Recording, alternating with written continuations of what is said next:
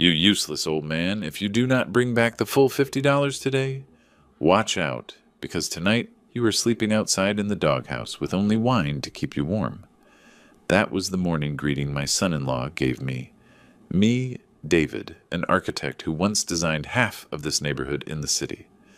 Now I am sitting, huddled at the steps of the downtown cathedral, hiding my bruised face under the brim of a broken hat, holding out a shaking paper cup to ask for money from passers-by. My daughter knows about this, but she chooses to stay silent, to keep the supposed family harmony. Man, life really knows how to play cruel jokes, but those vultures made a fatal mistake. They do not know that my son, the son they thought had abandoned me in distant New York, is standing right behind me at this moment. And what will happen in the next 24 hours is not just revenge. It is an earthquake that not even in their wildest dreams could the entire lineage of that family predict. Before we continue, subscribe to the channel William's Revenge Stories and tell us where you are listening from in the comments below. The sun was beating down on the cathedral square. The August heat in the city does not just burn, it is heavy, crushing the shoulders like a hot slab. The sharp smell of asphalt mixed with the grease of fried street food and the smoke of incense coming out of the great doors of the cathedral created a dense atmosphere, suffocating until I could almost not breathe. I sat curled up in a dark corner near the side entrance, where the shadow of the old stone wall protected this ancient body. I pulled down my frayed straw hat, trying to hide the left half of my face. Under my button-down shirt, that garment that was once my pride at weddings and christenings, sweat was running down in streams, stinging the fresh bruises Michael gave me yesterday. $1, please, for the love of God. My voice was hoarse. It sounded like the wind whistling through a broken window. It was drowned out by the chaotic noise of thousands of tourists, the horns of traffic in the distance, and the sharp cries of ladies selling religious trinkets. The paper cup in my hand shook uncontrollably. I took a look inside. Damn it, there were only a few coins, $10, $20, $37. I had counted them 3 times, although that addition and subtraction was no challenge for an architect who used to calculate structures for 15-story buildings. $37. This money was barely enough for 2 cheap hot dogs from a street cart, or a bottle of water to endure the thirst burning my throat. But I did not dare to spend a single penny. If tonight I arrived home without the $200 for the maintenance fee for Michael, my precious son-in-law would get furious again. And when Michael gets angry, he does not just use words. I closed my eyes. A hot tear rolled down my wrinkled cheek, salty. I am David, damn it. I am the architect, David Miller. This shaking hand holding a beggar cup designed residences in the richest gated communities, directed hundreds of workers, signed 6-figure checks.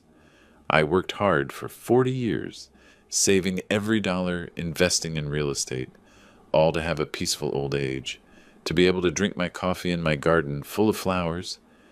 And yet, here I am, invisible and despised like a stray dog on the side of the road.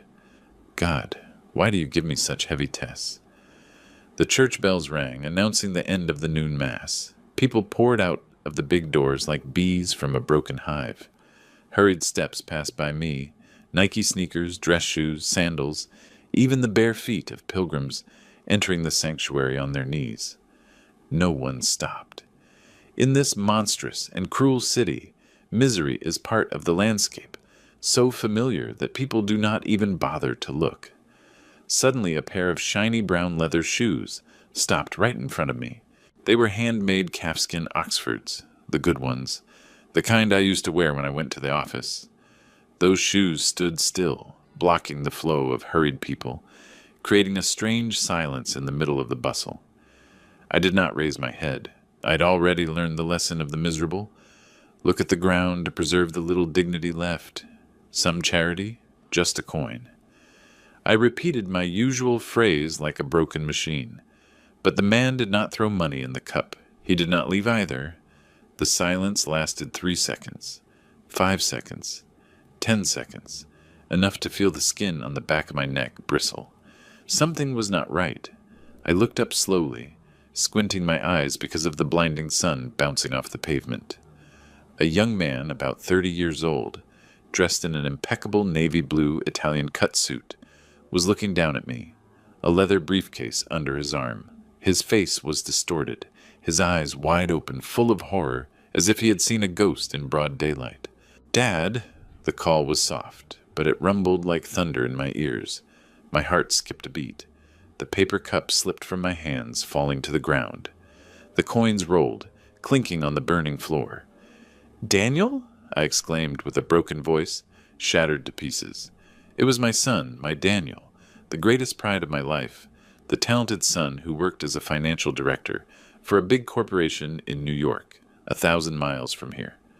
Why was he here? Why now? Daniel fell to his knees right in the middle of the square, not caring about dirtying his expensive suit with the dust of the ground. He raised his hand to touch my gaunt face. His trembling fingers grazed the bruise on my left cheekbone that the hat failed to cover. "My God, Dad, what the hell is this? What the hell happened?" Daniel's voice broke, mixed between panic and deep pain. "What are you doing here? Why? Why are you in this condition?" I wanted the earth to swallow me. I wanted the ground to open up and disappear me in that instant. I lowered my head, trying to hide my calloused and dirty hands inside my sleeves. "No, it is not me." "You are confusing me with someone else, young man." Go away, please. How am I going to be confused?" Daniel grabbed me hard by the shoulders, shaking me as if wanting to wake me up from a nightmare. "Look at me, Dad. I landed this morning to give you a surprise for your birthday next week.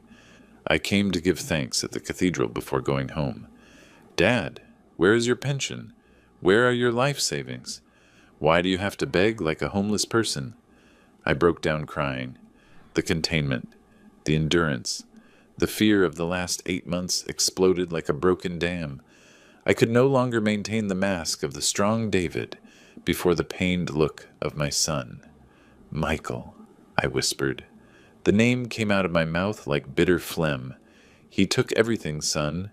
He says I am old, that I am senile, that I am useless. He said if I did not bring money, he would put me in the most miserable nursing home in the city." Daniel's face hardened, going from shock to absolute fury. He looked around as if looking for the culprit, and then looked back at me, his gaunt father, just skin and bones. He took off his jacket and put it over my shoulders, covering my dirty shirt. "Get up, Dad. We are going home." "No." I clung to his hand with panic. Terror invaded me. "Let's not go home now. He is going to hit me. He has the papers. He says he is the owner. He is the boss now." Daniel helped me get up. His eyes burned with a cold fire I had never seen in that noble boy. "Not today, Dad. Today I am here. And I swear to God that that son of a bitch is going to pay for every one of your tears." The shiny black Uber glided down the avenue, isolating my son and me from the suffocating heat and the chaos of the city traffic. Inside it was cool with a faint citrus scent, a smell of cleanliness, of money, of a world to which I belonged and from which I was expelled long ago. I was curled up in the back seat, clinging to the lapels of my son's jacket, as if it were my only life raft in the middle of the ocean. I looked out the window, watching the tall buildings pass, not daring to look Daniel in the face. I was afraid to see the disappointment in his eyes. Daniel was next to me, with his jaw so tight that his muscles stood out. He stared at my skinny hands. Just 9 months ago, when he video called me for New Year's, I was still a robust man with an easy laugh, showing off the plans for the garden remodeling. Now the one next to him was just an empty shell. "Tell me everything, Dad," said Daniel. His voice tried to stay calm, but trembled with contained rage. "From beginning to end, do not hide anything from me. Please." I took a deep breath. My lungs wheezed softly. 8 months ago, I started, with a hoarse voice. After the flood in the suburbs, Emily and Michael's rented house got flooded. They called me at midnight. Emily, crying, said they had nowhere to sleep, that their things were ruined. I told them to come to the big house temporarily. The house is big, you know. I thought, well, blood calls. My house is their house. And then? The first month, everything was fine. Michael behaved well and Emily took care of the food. But then Michael started complaining about the repairs of the other house and asked to borrow my bank card. He said he needed to buy material, cement, tiles. I gave it to him. I trusted him, and he never gave it back. Daniel turned sharply. He didn't give it back? Did you not report it to the bank to block it? No way. You are very careful. I smiled bitterly, a twisted grimace on my sucked-in face. I was going to do it. But that day he brought a guy to the house. He introduced him to me as a notary public. Very formal. They took out a bunch of papers. They told me to sign to process some health insurance and some remodeling permits to deduct taxes. I did not have my glasses. I trusted because my daughter was standing right there. General power of attorney for acts of ownership. Daniel blurted out, understanding everything instantly. As a financier, he knew perfectly well the danger of that damn paper. Did he trick you into signing your own sale? That is right, I nodded, and the tears welled up hot again. After having that paper, his attitude changed 180 degrees. He emptied my savings account. He intercepted my Social Security checks. He kept the rent from the small apartment downtown that I used for my old age. He said I was already old, that it was dangerous for me to handle money. And Emily, my sister, did she just stand there watching how they robbed you? Daniel inquired. His voice begged for a ray of hope about his sister's humanity. Emily, I hesitated, confessing with pain. She is terrified of Michael. Every time I wanted to say something, Emily looked at me with pleading eyes so I wouldn't make Michael angry. You know how he is. He is a chauvinist to the core. He says that in that house he is the man, the pillar, and that women and old people have to obey. Daniel rolled up my shirt sleeve. Under the fabric appeared the bruises under the white light of the car. Some yellowish, already old, others purple and black, recent. There was a long scar as if made with the corner of a table. This was from Monday. I pointed to the black bruise on my arm. I asked him for $50 to buy my blood pressure medicine. He was drinking beer with his friends. He went crazy. He said I made him look bad. He pushed me against the TV cabinet. He told me, "Do you think my money is to support you, useless old man?" Daniel closed his eyes and breathed deeply. "Have you eaten anything, Dad?" That simple question broke me. Today in the morning I ate the leftover beans from last night with a hard piece of bread. I confessed, lowering my voice in shame. Michael says that old people should eat little so as not to spend so much on cleaning, while every night he orders the best steaks from the neighborhood, or they go out to eat expensive cuts and drink tequila with Emily. Nursing home, I whispered, the fear palpable in every cell. He threatens me that if I call the police or call you, he will use that power of attorney to throw me in the lousiest state nursing home. He says there they will tie me to the bed, starve me, and I will rot in my own filth. I am very scared, Daniel. I prefer to die on the street than enter there. Daniel opened his eyes. He had his fists so closed that his nails dug into his flesh until they bled. A cold anger invaded my son's mind. I saw that he was no longer the little boy from before. He was indignant. Michael not only took the money, he stole my dignity. He turned the proud David into a scared pet in his own house. "Driver," Daniel told the driver, with a voice as icy as a winter wind, "can you go faster? To the historic district, Main Street. Hurry up." "Yes, sir," replied the driver, looking in the rearview mirror with concern. Daniel turned and took my bony hand. "Listen to me, Dad. From this moment on, no one is ever going to hurt you again. That paper, those threats, everything ends today. I swear it on my life." I looked at my son. I wanted to believe him, but the fear soaked to the bones for 8 months made me tremble. "He is very strong, Daniel. He has thug friends. He is from the streets." "I don't give a damn who he is," replied Daniel. looking straight ahead where the road to our childhood home was already appearing. He does not know who I really am when I get angry. The car stopped in front of number 42 on Main Street. It is a beautiful street in the old town, full of old trees with colonial-style houses. My house stood out with its vibrant brick wall and the purple bougainvillea covering the entrance arch. That was my pride. I myself chose every imported tile for the steps. I designed the little fountain in the patio. But today the house looked painfully foreign. It looked like an outraged beauty. From the street, loud music could be heard with the bass booming. Boom-tata-boom. Boom-tata-boom. The iron gate vibrated. A huge black Chevy Suburban with tinted windows, the kind used by new money or small-time dealers. It was parked shamelessly in the middle of the driveway, blocking the view of the garden. Its tires were crushing the rose bushes I planted last year. "Whose truck is that?" asked Daniel, getting out with a tense voice. "Michael's," I murmured. "He bought it 3 months ago with my retirement savings. He said it was to take me to the doctor more comfortably, but I have never gotten into it." Daniel said nothing. He clenched his jaw. He helped me enter. The smell of stale beer and cigarettes hit us as soon as we crossed the heavy oak door. The patio, where I used to drink coffee and read the newspaper, was a battlefield. Beer cans and bottles rolled everywhere, pizza boxes thrown around. The fountain was off, the water stagnant and murky, full of floating cigarette butts. How disgusting. We entered the living room. Daniel froze. All the classic furniture my wife chose with such care had disappeared.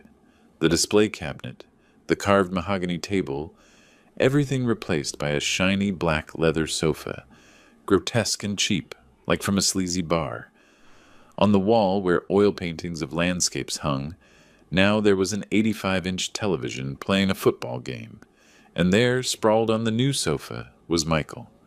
My son-in-law was wearing a white tank top. His belly overflowed, showing blurry tattoos on his fat arms. He had his dirty feet on the coffee table, a can in his hand, shouting, "Touchdown! Touchdown! What a touchdown!" Next to him, a plate of half-eaten nachos. He looked like a king in the kingdom he had just stolen. Michael did not turn around when he heard the door. He thought it was Emily arriving from work. "Hey, Emily, we ran out of beer. If you are here, move your ass to the kitchen and bring me another one." "Move it!" he yelled without taking his eyes off the screen. Daniel let go of me. He walked towards the stereo that was booming and bent down calmly. Click! He yanked the power cord. Silence fell suddenly. Only the hum of the fan and my heavy breathing remained. Michael jumped off the sofa like a spring, red with anger. "What the hell? What is your problem?" He turned around and saw Daniel standing in the middle of the living room, and me shrinking by the door. Surprise crossed Michael's face, but quickly was replaced by his usual arrogance. He twisted his mouth into a mocking smile. "Well, well, look who is here," said Michael, slurring his words. "The prodigy brother-in-law from New York has returned. Why didn't you warn us to send the welcome committee? Or did you get lost just like the old man?" He threw me a threatening look, that look that has haunted me for 8 months. "And you what? Where do you come from? I thought you were working. Don't tell me you come empty-handed. You know the rules of this house. If there is no money, there is no dinner. Do you remember?" "Shut your mouth," said Daniel. He did not shout, but his voice cut the air like a razor. Michael let out a laugh, slamming the can on the table. He stood up, puffing out his chest, trying to look bigger than Daniel. Although fatter, he was a head shorter than my son. He had that typical neighborhood bully posture. "Who are you telling to shut up?" Michael approached, blowing alcoholic breath on Daniel. "Who do you think you are to come here and give orders? This is my house. I am the head of the family. You are just a guest. Do you understand? What are you?" "Your house," repeated Daniel, sweeping the destroyed room with his gaze.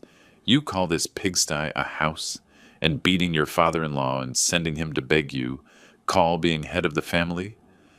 "I am taking care of him," bellowed Michael, starting with his tactic of playing the victim.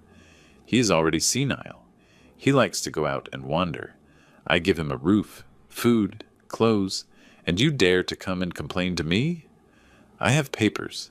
The law says I'm his guardian. He pointed his finger at Daniel's face, almost poking his nose. If you know what is good for you, get out to your hole in New York. Don't mess with my house. Or I will call the patrol and throw you both in jail. Get out. I was trembling behind. Daniel, leave him alone, son. Don't make him angry. He hits very hard. Daniel did not look at me. He looked straight into Michael's eyes, his black eyes drilling into the cowardice that hid behind my son-in-law's aggression. Are you threatening me, Michael? Asked Daniel, with a terrifying calm. He started taking off the Rolex from his wrist and put it in his pocket. Then he took off his jacket slowly, folding it and putting it on the back of the sofa. You, what are you going to do? Michael hesitated, seeing Daniel's strangely calm attitude. He was used to intimidating weak people like me or Emily. He had never faced a real man ready to fight. I'm going to teach you a lesson in respect, said Daniel, and began to roll up his shirt sleeves, showing his firm forearms. Michael saw Daniel's action and let out a laugh of contempt. He looked at his own body, big, robust, compared to Daniel's slim office worker figure. He thought he had the victory assured. He was street, my son was white collar. Do you want to fight, rich boy? Michael smiled sideways, cracking his knuckles. Come on, I am going to teach you how we hit in the hood. Don't say I didn't respect the brother-in-law. I'm going to beat the hell out of you. Having said that, Michael lunged. He threw a clumsy right hook straight at Daniel's face. It was the style of a bar-drunk fight. Pure brute force, no technique. I screamed and closed my eyes. But the blow I expected never arrived. Daniel did not even blink. He only tilted his head slightly to the left. Michael's fist went buzzing past his ear, hitting the air. When Michael lost his balance going forward, Daniel released a quick blow like lightning to his ribs. Boom! The dry sound resonated. Michael let out a moan like a pig in the slaughterhouse, wrinkling his face. But Daniel did not stop. He spun and swept his supporting leg. The big son-in-law fell like a sack of potatoes to the hard floor. Ah, son of a... He got up with difficulty, with bloodshot eyes. Arrogance turned into madness. He grabbed an empty beer bottle from the table and smashed it against the edge. Crash! The broken glass pointed at my son. I'm going to kill you. I am going to kill you all, roared Michael, throwing himself at Daniel with the glass in hand. Watch out, son. He has a weapon, I screamed desperately, with my heart in my mouth. Daniel kept his cool. I forgot that, besides finance, he had been practicing Krav Maga for 5 years for stress. For him, a drunk with a bottle was just a warm-up. When Michael threw the thrust, Daniel took a quick step, caught his wrist and twisted it backwards. Crack! The crunch of the joint was horrible. Michael screamed, dropping the glass that shattered on the floor. Daniel immediately wrapped his arm around his neck from behind, closing the rear naked choke. Let go of me, stammered Michael, turning purple. He kicked, scratched Daniel's arm uselessly. My son's arm was a steel press on his throat. Daniel leaned close to Michael's ear, whispering with an authority that rumbled in the room. Listen well, you little man. You are only brave enough to hit old people and women. You say you are very macho? A real man does not hit his father-in-law. A man does not live off his wife. You are a disgusting parasite. You are trash. Daniel squeezed a little more. Michael rolled his eyes, kicking desperately. I could break your neck right now, and the police would say it was self-defense because you attacked me with a bottle, continued Daniel, icy. But I am not going to dirty my hands with your blood. He let go and pushed Michael towards the door. Michael fell face down, coughing, holding his throat. He looked at Daniel with pure terror. He realized the difference in levels. He could not beat this man. His cheap thuggery did not work against discipline and real strength. Get out. Daniel pointed to the door. Out of my house right now. Michael crawled to get up with wild eyes. He saw the determination in Daniel, and more importantly, he saw me trembling with the phone in my hand, clumsily dialing emergency. Okay, I am leaving, stammered Michael, backing away and pointing weakly. But remember, I am going to sue. I have papers. I am going to come back with my lawyer. You will see. Set one foot here again, and I will not be as kind as today. Daniel advanced a step. Michael ran away terrified. He tripped on the threshold, almost fell, but ran to his truck. The Suburban's engine roared. The tires screeched, leaving a black mark as he shot out, like a soul taken by the devil. The house returned to silence. Daniel exhaled, adjusting his shirt cuffs. He turned to look at me. I was leaning against the wall, crying. Not from fear, but from relief. For the first time in 8 months, the demon had been expelled. Daniel came and hugged me. My skinny body trembled in my son's firm arms. "He is gone, Dad. He is gone," he consoled me. But at that moment the door sounded. It opened. Emily entered the house. My daughter. She was wearing her office uniform, carrying a plastic bag with food from the corner diner. The smell of onions and grease turned my stomach. She stood paralyzed, seeing the battlefield in the living room.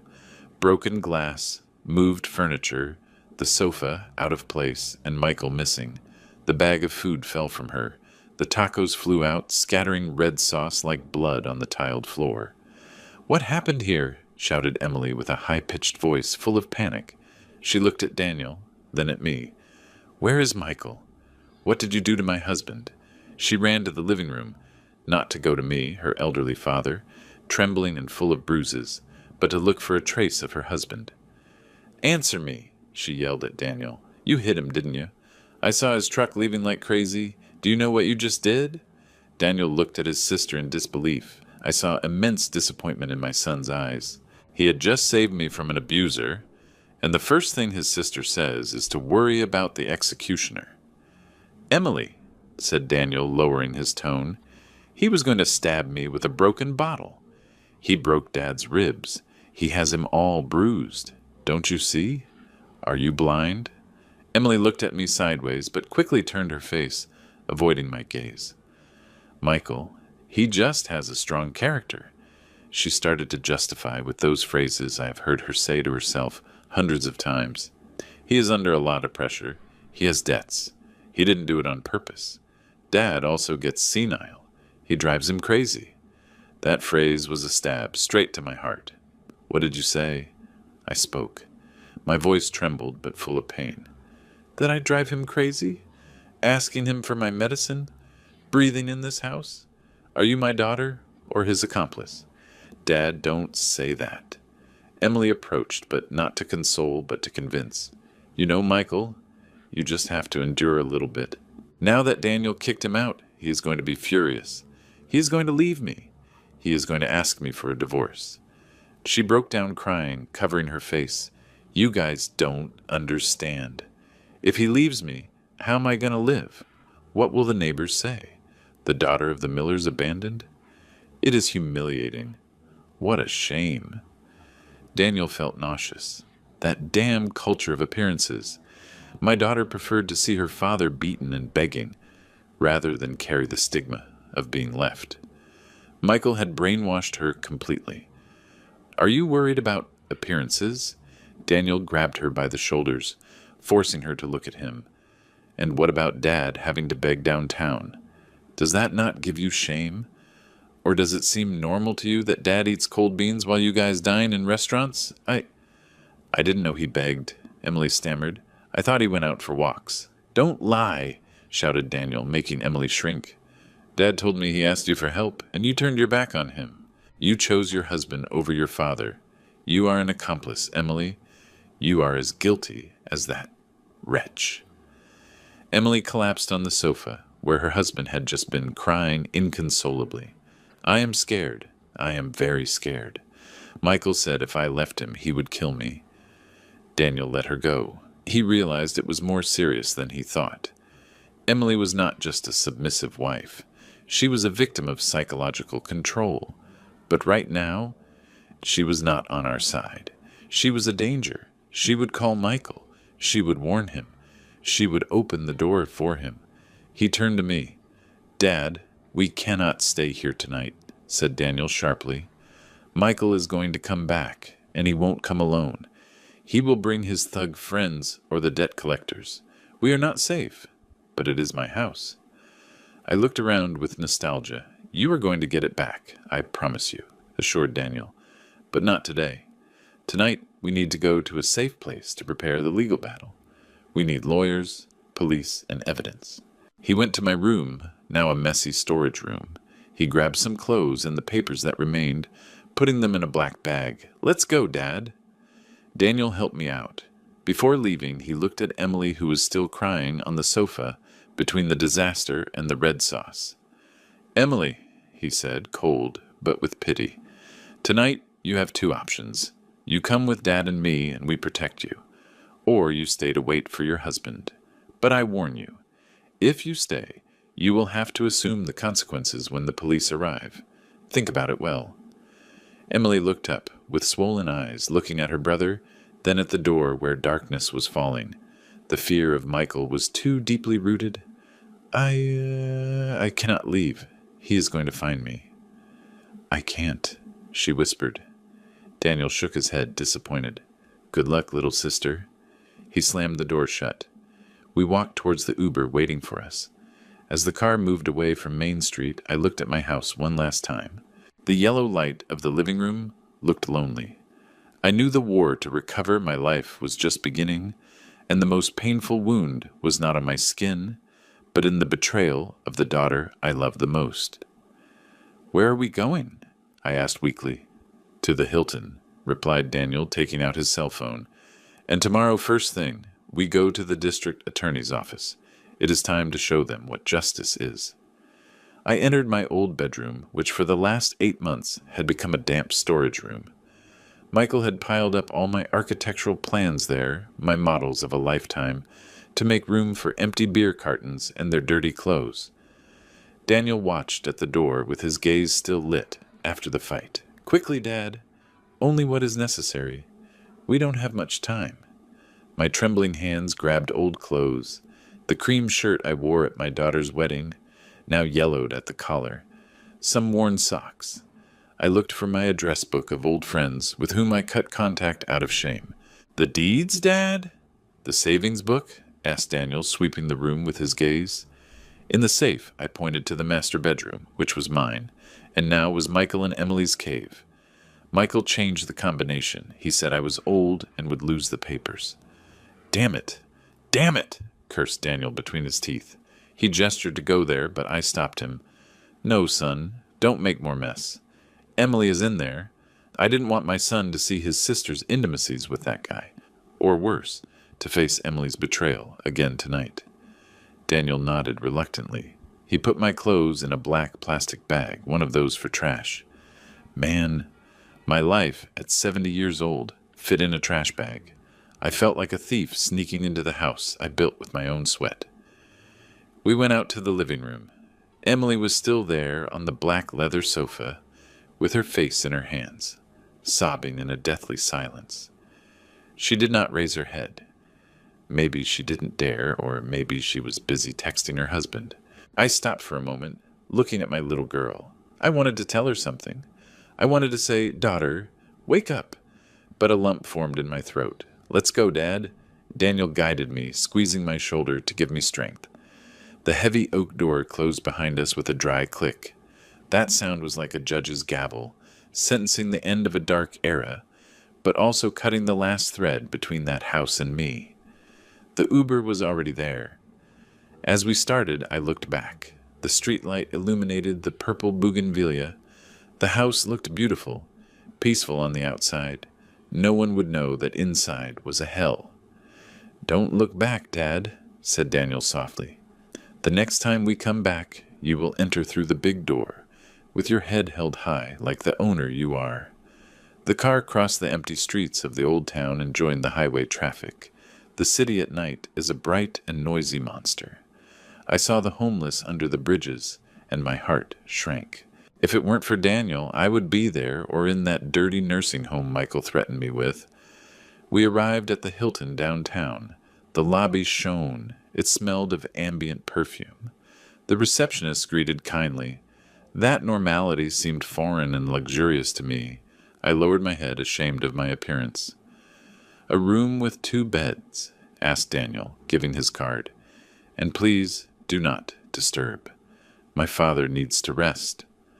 Upon entering the room, Daniel put the lock, the chain, and wedged a chair against the door. "Just in case," he said, seeing my face. "I don't want surprises today." I sat on the edge of the bed. The soft mattress sank. I was still hugging my black bag. "You're safe, Dad." Daniel sat next to me, taking the bag from me. "Sleep. Today no one is going to hit you. No one is going to ask you for money." I lay down, but sleep did not come. Every noise in the hallway, the cleaning cart, footsteps made me jump. I thought they were Michael's heavy steps, his drunken voice asking for money. I closed my eyes, but in my head, Emily's crying echoed, "I cannot leave. He is going to find me." God bless, I escaped, but my daughter was still in that hell. The morning sun slipped through the curtains, waking me up. For an instant I looked for the clock with panic, fearing being late to the intersection to beg for money. Then I touched the white and soft duvet. I opened my eyes. Clean ceiling, no humidity. The air conditioning hummed softly. I remembered. I was not home. The bathroom door opened and Daniel came out, with wet hair and smelling of soap. He was already up. He was wearing an impeccable white shirt. "Good morning, David." He smiled, a radiant smile I hadn't seen in a long time. "The water is hot. I left you new clothes on the shelf. Take a shower, Dad." I entered the bathroom. Steam filled the air. I took off the dirty clothes, the stained shirt, the pants full of dust from the cathedral sidewalk. I saw myself in the mirror, a skinny old man with ribs marked like broken piano keys. Bruises everywhere, black, yellow, weather-beaten face, beard of several days. I turned on the shower. The hot water hit my head, running down my back. Oh man, what a feeling! I grabbed the soap and scrubbed hard. I scrubbed and scrubbed, wanting to rip off the grime. The smell of poverty, the smell of fear of these 8 months. Tears mixed with the water. I cried from sadness, but also from relief. I was not a stray dog. I was a human being. I deserved to be clean. Upon leaving, I saw on the bed new clothes Daniel had gone to buy. Gray pants, light blue shirt, and new leather shoes. I don't know if you like the style, but... "It is beautiful, son," I interrupted him with a trembling voice. "It reminds me of the old days. I got dressed." The shirt fit me a little big because of how much weight I lost, but the fresh cotton made me feel alive. I combed my hair. I shaved. I looked in the mirror again. David had returned. Skinnier, older, more wounded, but without that beaten dog look from yesterday. "To breakfast, Dad." Daniel patted my back. "We need energy for today's war." We went down to the restaurant. The smell of freshly made coffee invaded me. Not Michael's cheap instant stuff, but real brewed coffee with cinnamon. I saw the buffet. Eggs, bacon, hash browns, pastries, donuts. My mouth watered. "Whatever is fine," I said with my hand trembling over the plate. Daniel served me plenty. "Eat, Dad. Regain strength. You have to be strong to mince that wretch in court." I tasted the egg. The flavor, no way. Food had never tasted so good to me. I ate with desperation. Then I remembered my manners and slowed down. But the tears kept coming out. "What will we do today?" I asked after the second cup of coffee. Daniel wiped his mouth. His gaze sharpened. "Today we are going to see the shark. I have an appointment with Mr. Harrison. He is the best lawyer in the city for property and abuse disputes. And then we are going to recover every dollar Michael stole from you." I nodded, leaving the cup. The full belly and being clean gave me a strange strength. Dignity had returned, and with it, fury. Mr. Harrison's office was on the 25th floor of a tower downtown. You could see the skyline shining in the sun. Here resides the power and money in the city. Harrison was a man of about 50. Bald, gold glasses, expensive gray suit. He did not seem kind, but terrifyingly professional. They called him the Shark, because when he bites, he doesn't let go until leaving the bones. "Mr. Miller, sit down." He pointed to the leather chair. Daniel told me, but I want to hear it from you, about the power of attorney. I breathed and told the story of the notary Michael brought. What was his name? Asked Harrison, pen in hand. I don't remember well. Mr. Vance or Vargas? Short, fat, thin mustache. Harrison smiled with disdain. Ah, Vance, I know him. A rat of the trade. He forges papers for irregular lands. He accepts bribes like one drinks water. Harrison stood up and walked. Good news, Mr. Miller. If it is Vance, we can attack the validity of that power. Surely he didn't follow the protocol of checking your mental capacity, nor explain the terms to you. But Michael has papers, I worried. Papers made with fraud and coercion are toilet paper before a judge, affirmed Harrison. Besides, we have evidence of abuse. A guardian who hits his protected. That aggravates everything. He turned to Daniel. Tactic. Hit fast and hard. Step 1. Urgent complaint to the district attorney for breach of trust, fraud, and domestic violence. Step 2. Immediately freeze all accounts in David's name that Michael uses. Step 3. Eviction order. Freeze the accounts? My eyes shone. That is right. Harrison smiled coldly. We will cut off his oxygen. A freeloader like Michael without his money is a corpse. He will panic. And when there is panic, they make mistakes. How long does it take? Asked Daniel. This very afternoon, replied Harrison. But first, Mr. Miller has to do something unpleasant. He looked at me seriously. You need a medical report. We need the evidence on your skin. The bruises, the scars. Everything must be recorded by a forensic doctor. That will be our strongest weapon. I shuddered, undressing before a stranger, showing my weakness. But I looked at Daniel and saw his determination. I will do it, I said. Whatever to get him out of my house. Harrison nodded. Good. Come on then. Let the hunt begin. The district attorney's office is a gloomy place. Gray walls, flickering neon light, smell of old paper, cold cigarette, and desperation. People sitting waiting to report. Mothers without children, beaten wives, and abandoned old people like me. Daniel squeezed my hand. Harrison moved fast, talking to clerks, using legal terms to scare the bureaucrats so they would hurry up. David Miller, they called. They took me to a cold room. A forensic doctor of about 40 tired face indicated me to take off my shirt. Everything? I asked, trembling. Only in underwear, Grandpa. I need to check the whole body, he said without emotion. I undid the buttons of the new shirt, trembling. The pants. Standing there in boxers, I felt more naked than ever. Naked of dignity. An old man of 70, wrinkled, inspected like damaged goods. The doctor put on gloves. He started touching the bruises. Does it hurt? He pressed my rib. Ouch! I screamed. Does it hurt? A lot. Looks like a fissure in the 6th rib, he murmured, noting down. How old is this blow? 2 days. He pushed me against the TV. And this scar on the back? 3 months? He threw an ashtray at me. The doctor stopped. He looked at me, and his tired eyes showed compassion. He sighed. Damn animals! What a mess! How can they do this to their father? He raised the camera. Click, click, click. Every photo was a lash to my pride. The flash illuminated the raw truth of my life these months. I closed my eyes. I imagined that every photo was a bullet for Michael. I was no longer a victim. I was the living evidence. I was the accusation of flesh and blood. Ready. Get dressed, said the doctor softer. I will make the report now. These injuries are enough to constitute a serious crime. The district attorney's office is located on a noisy street downtown. It is an old concrete building, gray like the sky this afternoon. Inside, the air is charged with the smell of damp paper, cheap ink, and desperation. Dozens of people are sitting on hard plastic chairs, waiting to file complaints.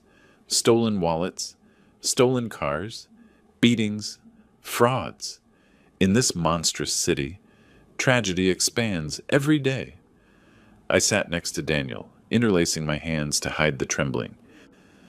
Although I am the victim, entering here scared me. Fear of bureaucracy, of curious looks, and fear that justice would fall asleep, as it usually does. But today I have the shark.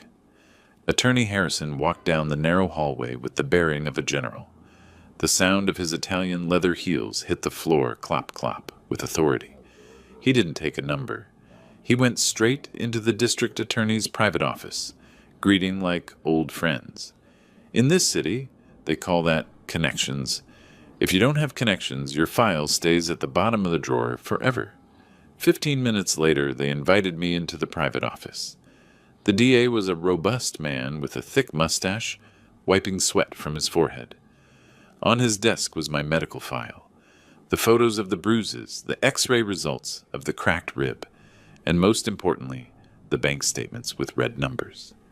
"Mr. Miller," he said with a deep voice, "I already reviewed the file. What a barbarity! A case of abuse and blatant dispossession right in the heart of the capital." He pushed a file of documents towards me. "This is the emergency freezing order.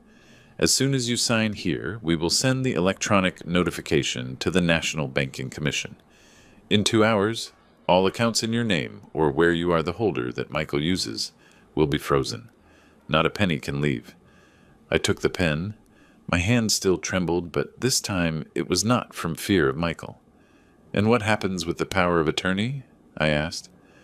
"Attorney Harrison already filed the complaint about its legality," explained the official. "We already summoned Notary Vance. He will sing soon. Once we prove that you were coerced or deceived, that paper will be annulled." Nullity. I put the pen on the paper. The black ink stained the white sheet. DAVIDMILLER. My signature was more crooked than before, but firm. With this signature, I was cutting with my own hand the source of life of the demon that tormented me for 8 months.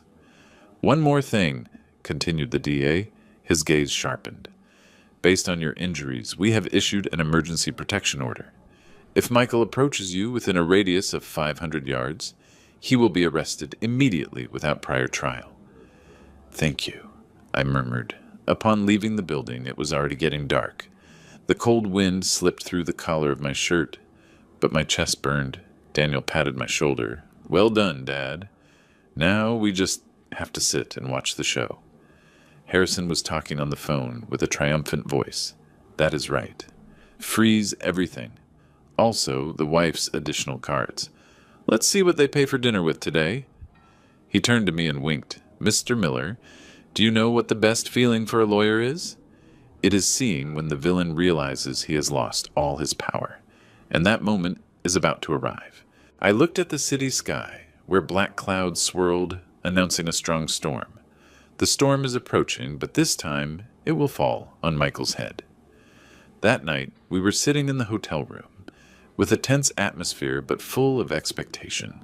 Harrison had sent a private investigator to follow Michael and ensure he didn't hide assets before the judge's order arrived.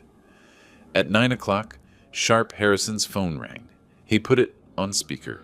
"Report, Camacho," ordered Harrison. The detective's voice sounded mixed with loud music and the noise of dishes. "Boss, this is pure cinema. He is at the Prime Steakhouse downtown. He is with 2 friends and 3 very pretty girls. The table is full of lobster, live oysters, and bottles of the most expensive whiskey." I shuddered.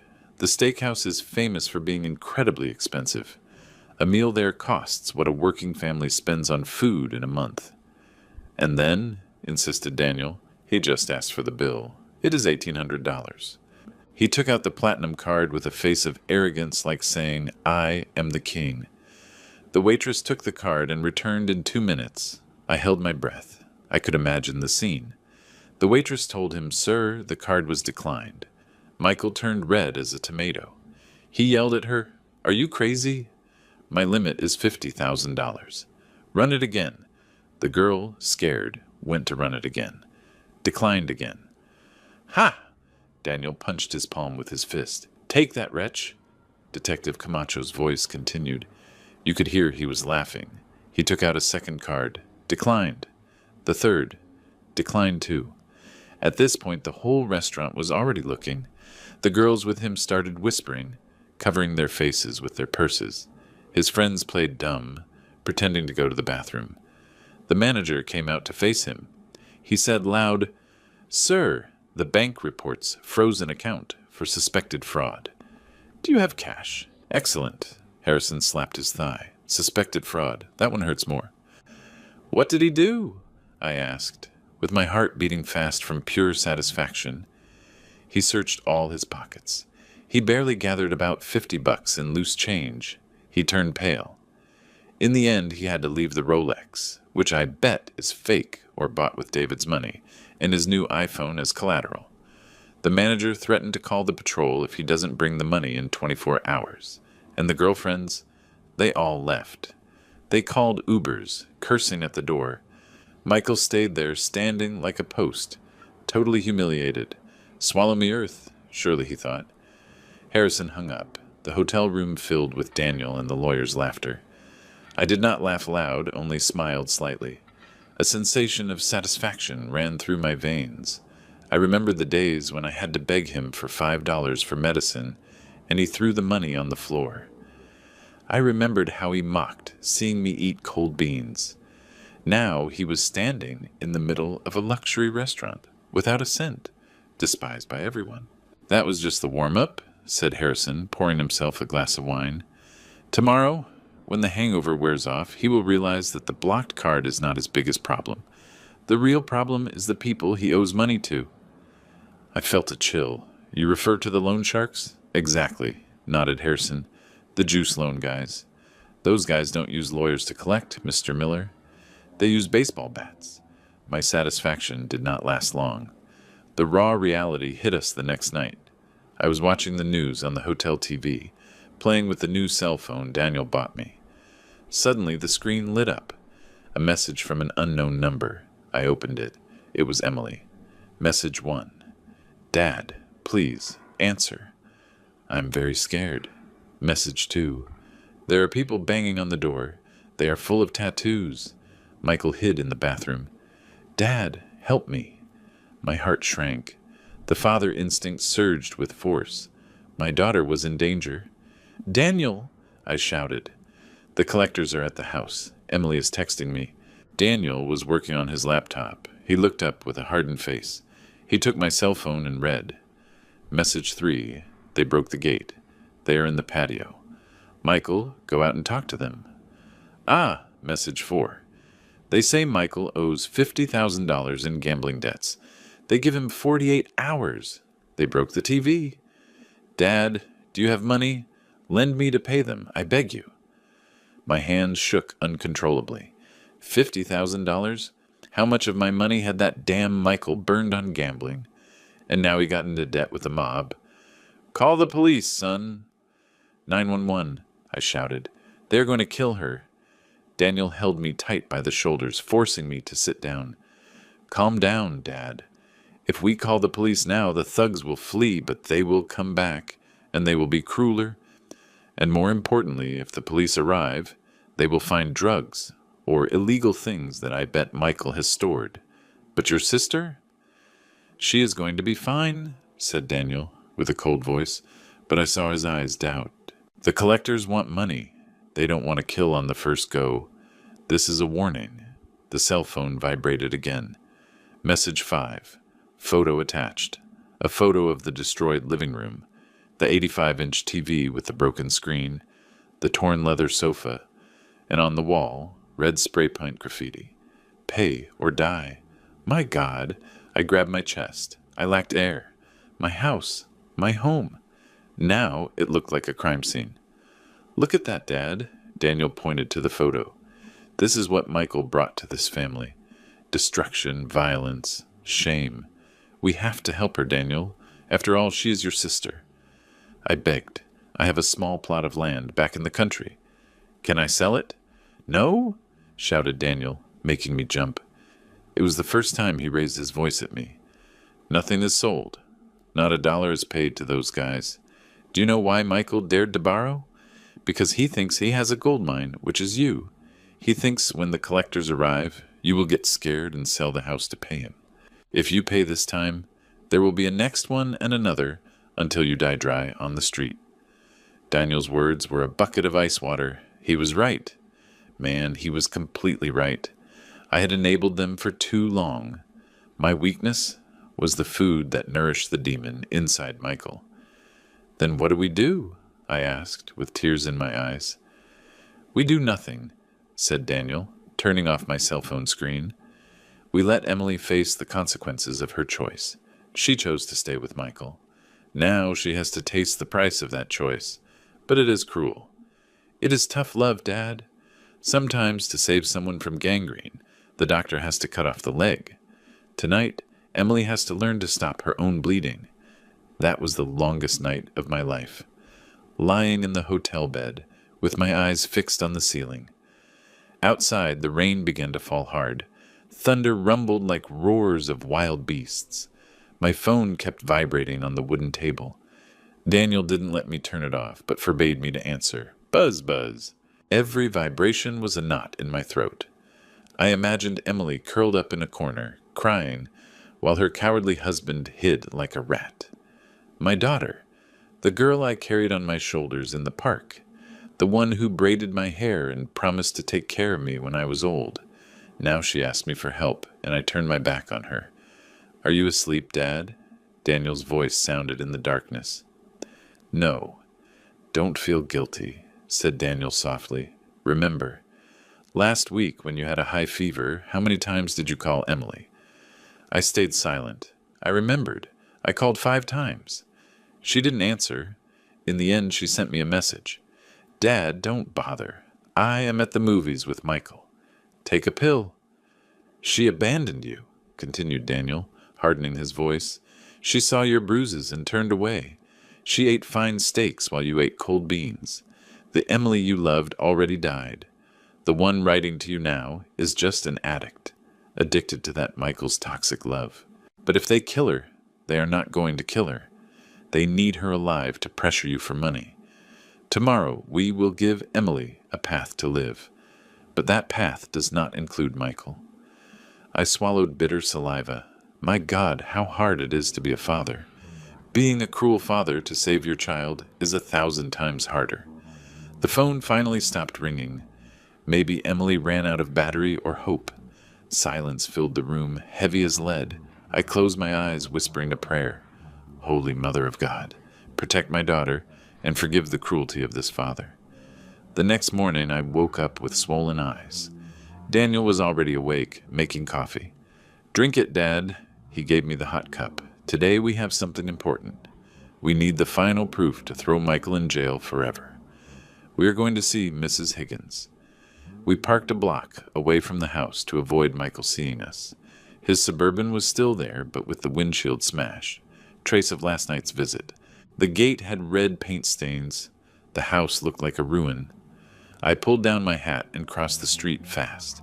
The convenience store, the Hope, was tiny, full of chips, sodas, and those jars of candy. The smell of cheap soap hit my nose, a familiar and comforting smell. Mrs. Higgins was behind the counter praying the rosary. She is a widow my age, always with a floral apron, and knows everything that happens in the neighborhood. Upon seeing me enter, she dropped the rosary. "Mr. Miller," she exclaimed, running out from the counter. "Holy Virgin, you are alive! I believed that you were already—" She hugged me tight. She smelled of softener and human warmth. I couldn't contain the tears. A neighbor cared more about me than my own daughter. "I am fine, Mrs. Higgins. Thanks to my son," I pointed to Daniel.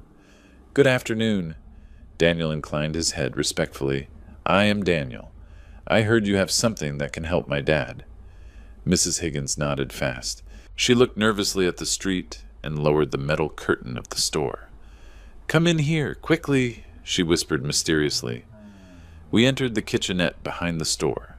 On the table, with a plastic tablecloth, she put an old laptop. "I put security cameras last month for fear of thieves." She recounted with trembling hands, opening the machine.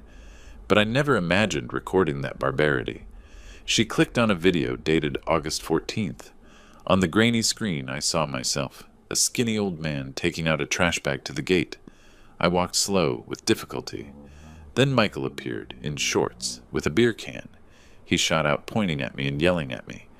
You couldn't hear the audio, but I remember perfectly what he said. Useless old man. Hurry up. You're blocking my view. In the video, I lowered my head, asking for forgiveness. But Michael did not stop. He kicked the trash bag I was carrying, scattering everything. I stepped back and tripped. And then he did it. He used both hands and pushed me hard on the chest.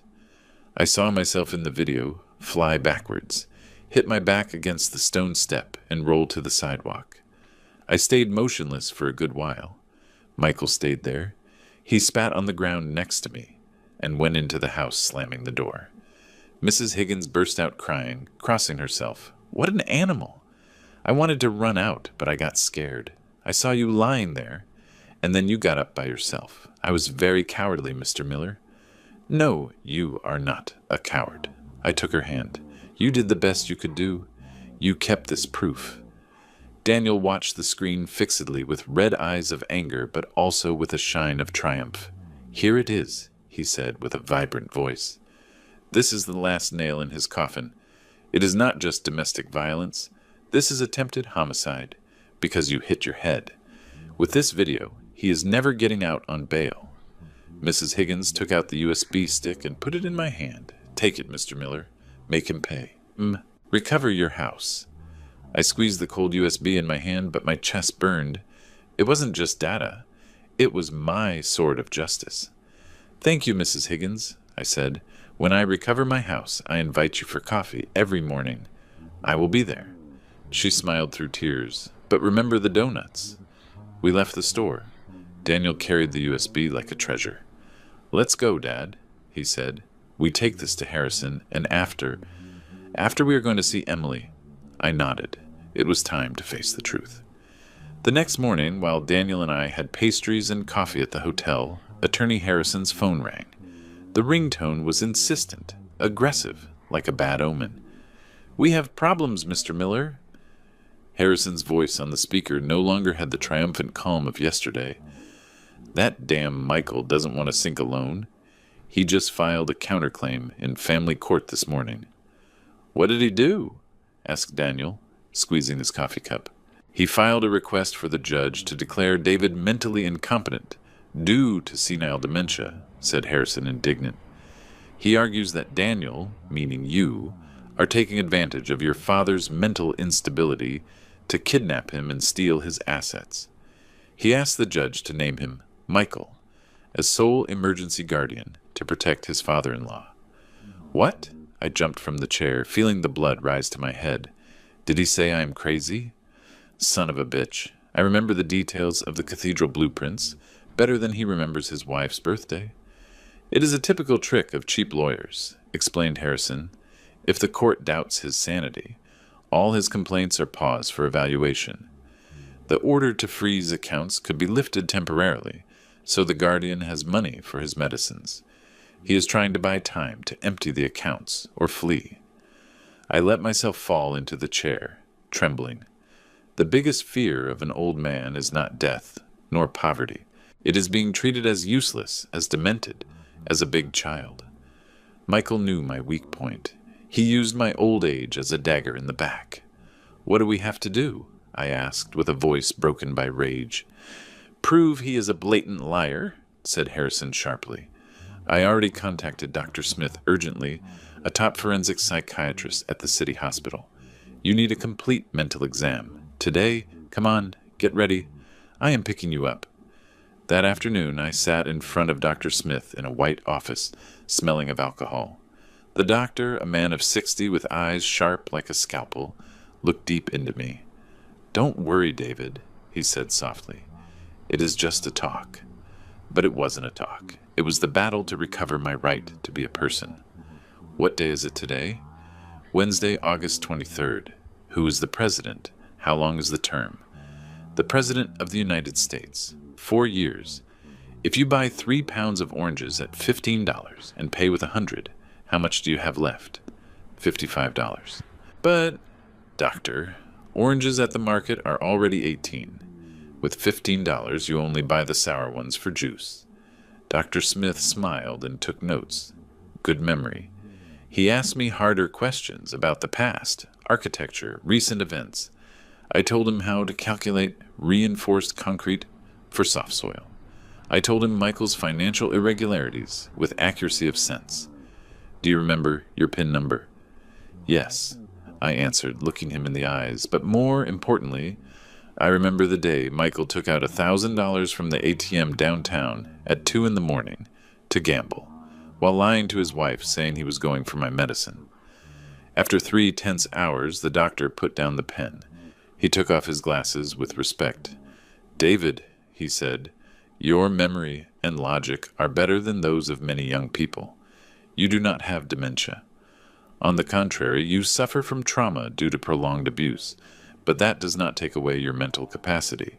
He signed the certificate and put the red stamp. Conclusion: completely lucid, legally capable, and fit to administer his assets. I took the paper as if it were an Olympic medal. Take that, Michael. Wanted to play mental chess with an old architect. You picked the wrong rival. That night my phone vibrated again. It was Emily. But this time it wasn't panic. It was pure desperation of a cornered animal. Dad, I am hungry. Michael left. He took all the cash and the chain Mom gave me. The collectors are outside. They threw red paint. I escaped through the back. Please come, just once. I beg you. I read the message with a broken soul. Although she makes mistakes, she is still the girl I carried in my arms. I looked at Daniel. He was cleaning his gun. He has a permit, but I know he doesn't want to use it. See her, Dad, said Daniel, serious, but in a public place. And remember, tough love. If you soften now, you condemn her. We chose a Starbucks on University Avenue. Safe place, classic. We arrived early and ordered coffee. At 8, Emily entered. I almost dropped the coffee. That was my daughter. Emily, always fixed up, heels, ironed clothes, now looked like a ghost. Matted hair, no makeup, black circles under eyes, gray skin. She was wearing an old jacket, trembling from cold, shoes dirty with mud. She looked everywhere like a thief. Upon seeing me, she burst out crying and wanted to hug me. I raised my hand to stop her. Sit down. I pointed to the chair. No hug. She wasn't ready, and she hadn't earned it. Emily sat down, drank a glass of water in one gulp with a trembling hand. Dad, Daniel, help me. Her voice was a thread. Michael owes $50,000. He made me sign as a guarantor. Now he fled. They say if I don't pay, they throw acid in my face. My God, I'm scared. And Michael? Asked Daniel, cold. I don't know. He said he was going for a lawyer. He took my jewelry. He told me to stay and watch in case you came back, Dad. Emily sobbed. Dad, sell the land in the country. Pay them. I will work to pay you back. I swear. I will work like a donkey. I looked at her, hurt as if they poured salt in the wound. Sell the grandparents' land to pay the gambling debts of the wretch who beat me? Emily, I said, firm like a sledgehammer, I am not selling anything. I will not pay a single cent for your husband's sins. But they are going to kill me, she screamed in a whisper. They won't kill you if you do what I say. I put a napkin on the table. You have 2 options. 1, you go back to Michael, flee with him, pay his debts, and continue being his slave. I will pretend I only have a male son. Emily opened her eyes with terror. She had never seen me like this. 2. I continued looking at her fixedly. You come with us to the DA's office right now. You declare the truth.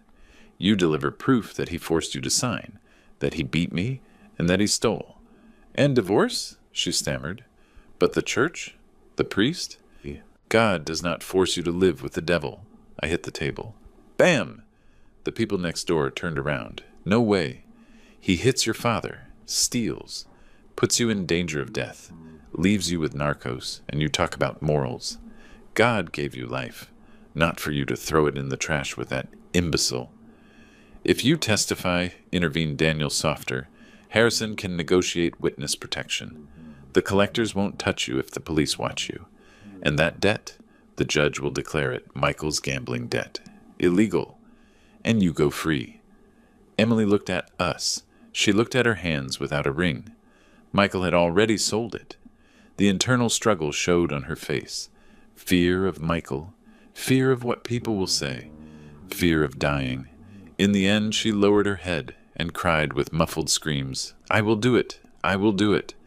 Forgive me, Dad. I am stupid. Forgive me, Dad." I exhaled long. It wasn't total forgiveness, but it was a start. I saved what was left of her. I called the waitress. "Some pancakes with lots of syrup. Very hot," I ordered. "For my daughter. She needs strength to fight." 3 days later, rainy morning on Main Street, Historic District. The silence of the neighborhood was broken with sirens of 2 patrols and a white moving truck.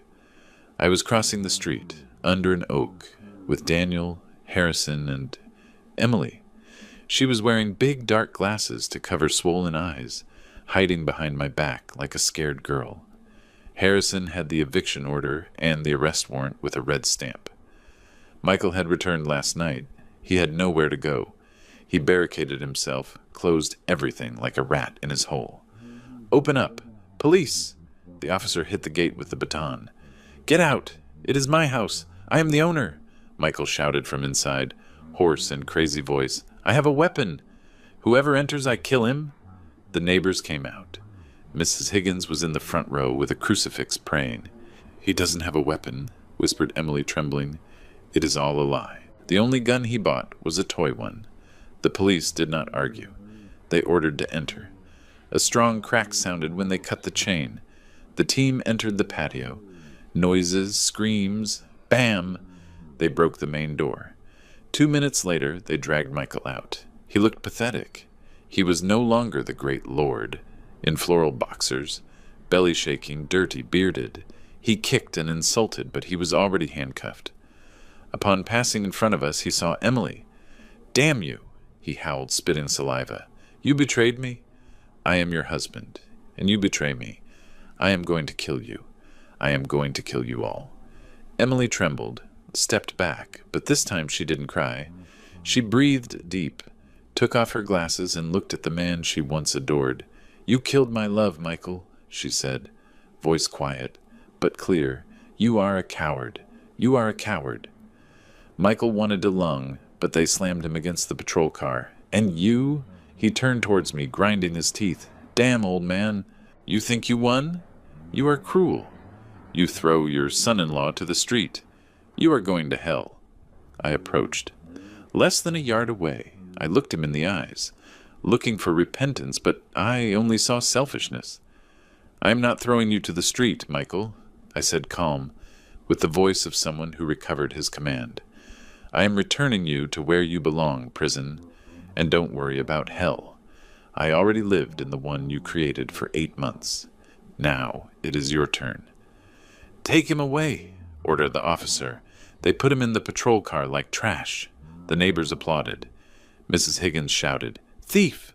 Rot in jail." When the patrol car left, silence returned. It stopped raining. The sun came out, illuminating the patio.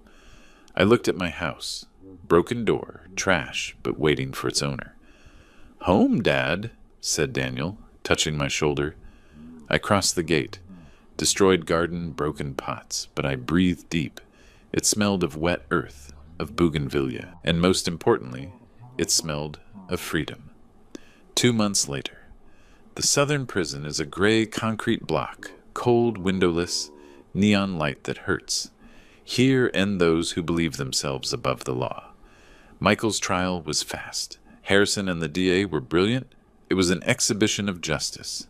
The evidence did not pile up. It fell like an avalanche on his arrogance. First, Mrs. Higgins's video on the big screen. The room gasped with horror, seeing how Michael pushed his elderly father-in-law against the stone.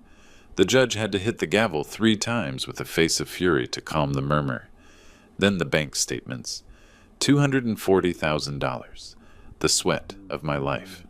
Burned on gambling, parties, and women, while I ate leftovers. But the final blow was Emily. My daughter, trembling and with a psychologist by her side, stood up and told everything. Threats, violence.